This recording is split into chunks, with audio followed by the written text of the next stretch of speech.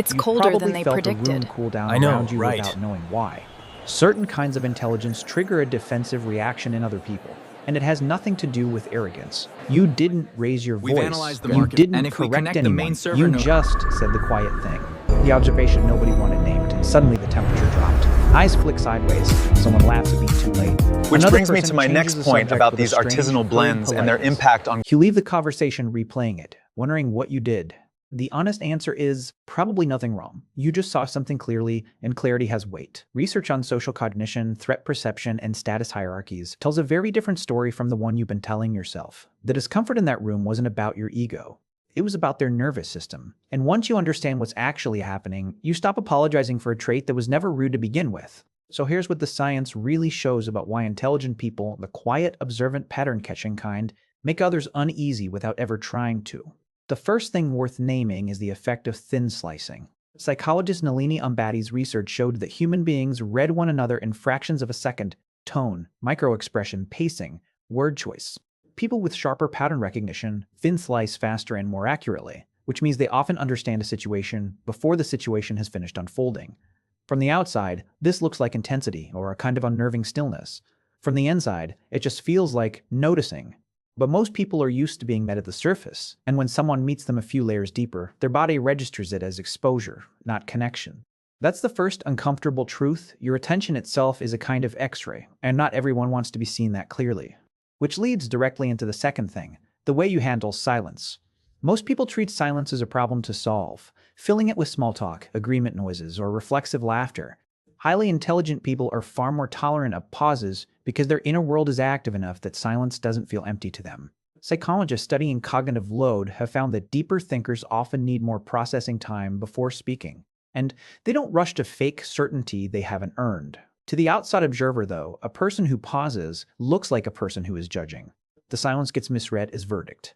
But what's really happening is respect. You're refusing to hand back a sentence you haven't actually thought, and that refusal, gentle as it is, changes the emotional gravity of the room. The third pattern is subtler, and it's the one people misread the most. You ask questions that go one layer past the polite ones. Not interrogations, not gotchas, just the natural next question, the one that follows if you were actually listening. Research on curiosity, particularly the work of Todd Kashdan, shows that highly curious people don't ask questions to perform interest. They ask them because their minds genuinely won't stop at the surface. The problem is that most conversations are choreographed to stay at the surface, and when you nudge them 1 inch deeper, people feel the floor move. They came prepared with the script, and you're improvising past it. That's not aggression, that's attention treated as a gift. But a gift the other person didn't know how to receive can still feel, to them, like a demand. The fourth thing intelligent people do without realizing it is refuse to mirror false confidence. There's a well-documented pattern called the Dunning-Kruger effect, where people with less expertise in a subject often speak about it with the most certainty, because they can't see what they don't know. People with more depth tend to hedge, qualify, say it depends, and hold two possibilities at once.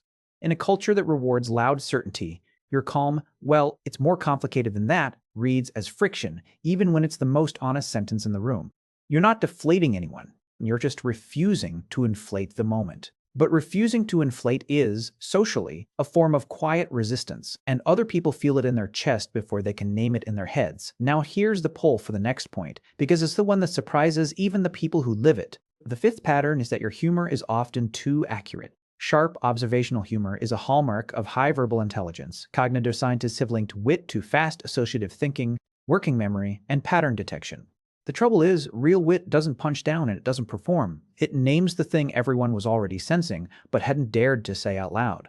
When you land a line like that, half the room laughs because they feel understood, and the other half goes quiet because they feel understood, and the other half goes quiet because they feel caught. You didn't mock anyone. You just told the truth on a slight angle, and truth on a slight angle is called comedy, until it lands too close to someone's blind spot. Then it's called intimidation, even though it wasn't. That's a misread you'll have to learn to sit with, because dulling your humor to protect fragile egos costs you the most alive part of your mind. The sixth pattern is emotional accuracy.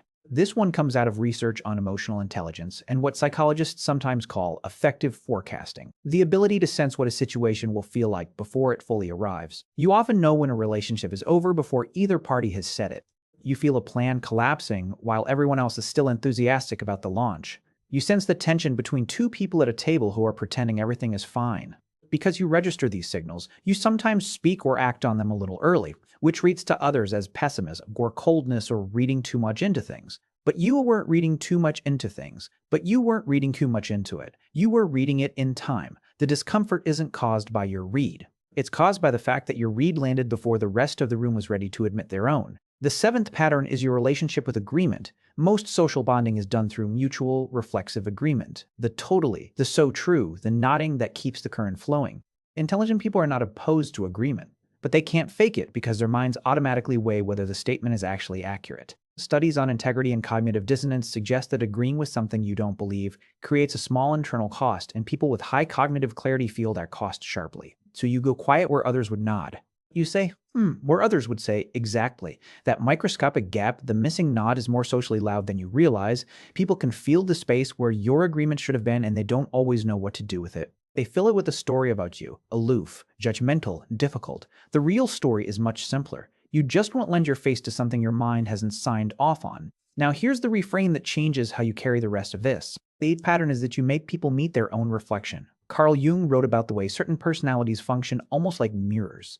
Not because they try to, but because their presence is undistorted enough that others end up seeing themselves in it. When you're calm, attentive, and unflinchingly honest, you don't have to say a word to make someone feel their own performance. The moment they notice the gap between who they're pretending to be and who they actually are, they experience that gap as discomfort, and unconsciously, they blame the mirror. This is the deepest reason intelligent people are misread as arrogant. It isn't that you look down on anyone. It's that you didn't distort yourself enough for them to hide inside your reflection. Being a clean mirror is a strange kind of loneliness, but it's also, quietly, one of the most valuable gifts you offer. The people mature enough to look at what they see. The ninth pattern is your instincts to lower the temperature instead of raising it. Many people, when tension appears, escalate louder voice, sharper tone, bigger gesture. Highly intelligent people tend to do the opposite. They slow down, drop their voice, and speak with more precision. Research on emotional regulation, particularly the work of James Gross, links this to a strategy called cognitive reappraisal, reframing a moment in real time to keep the thinking brain online. The problem is, in a heated room, calm can feel more threatening than shouting. Someone who stays composed while others lose their footing seems, unfairly, like they must be enjoying the height difference. They aren't. They're just refusing to burn the house down over a spark. But composure, in a culture addicted to reactivity, is often mistaken for superiority. The 10th pattern is the one that ties all the others together, and it's the one people almost never name out loud. You don't chase status the way status expects to be chased. You don't laugh at jokes you don't find funny. You don't puff up your resume at parties. You don't perform busyness or hustle or importance. Psychologists studying status signaling have noted that opting out of the usual displays is itself a signal, a strange high-confidence one that reads as either enlightenment or threat, depending on the audience. To people who are securely themselves, your quiet is refreshing. To people whose identity depends on the game, your refusal to play looks like you've decided you're above it. You haven't. You're just tired of pretending the game is the point. But that quiet exit from the performance is often the single thing that unsettles a room the most, because it silently gives everyone else permission to notice they've been performing.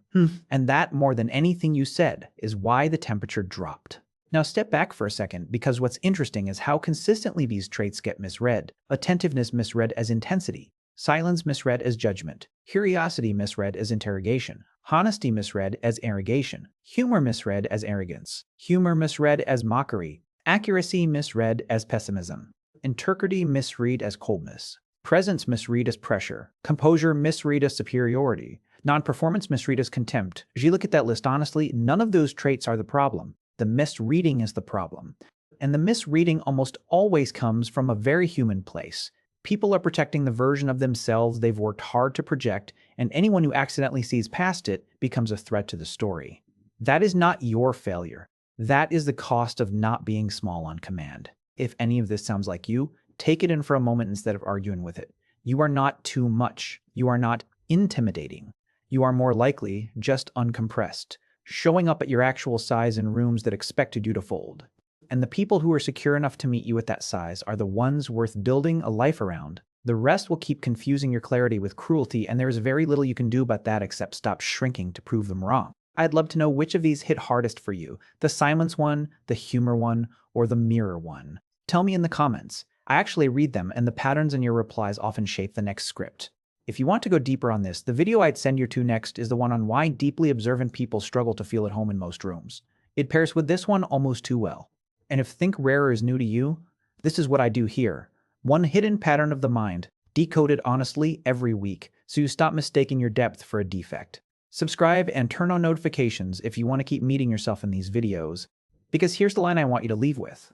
You didn't make the room uncomfortable. You just stopped making yourself smaller so the room could stay the same.